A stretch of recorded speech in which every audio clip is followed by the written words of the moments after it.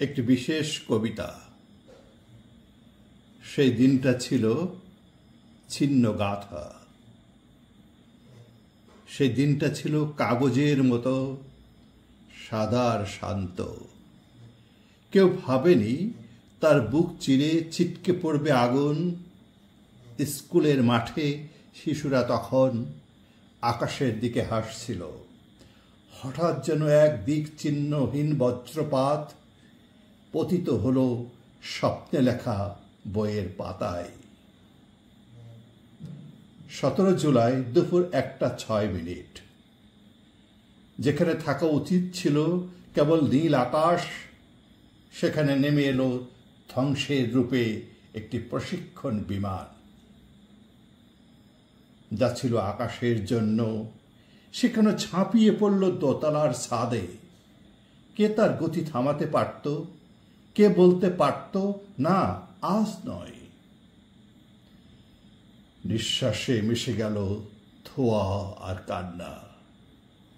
কোনো নাম, কোনো মুখ চেনা যায় না। মায়ের বুক ফাঁকা, বাবার চোখ পাথর। বন্ধুরা হারালো বন্ধুদের। শিক্ষার প্রাঙ্গণ আজ শ্মশান। কোথাও ছিঁড়ে গেছে ছেলেটার ইউনিফর্ম। কোনো ব্যাগ খোলা, বইয়ের ভেতর রক্ত আর আগুনের পৃষ্ঠা।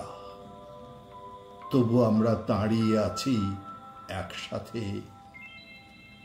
নীরব প্রহর, দীর্ঘশ্বাসের সুরে।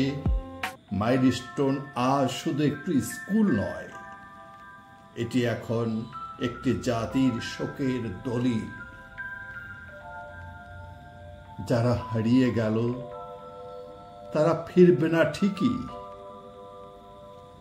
তবু তারা রয়ে যাবে চিরকাল প্রতিটি ক্লাসরুমের অশ্রুমাখা দেয়ালে। তোমাদের জন্য একটি নিঃশব্দ শ্রদ্ধা, একটি গান, একটি জাতির কান্না।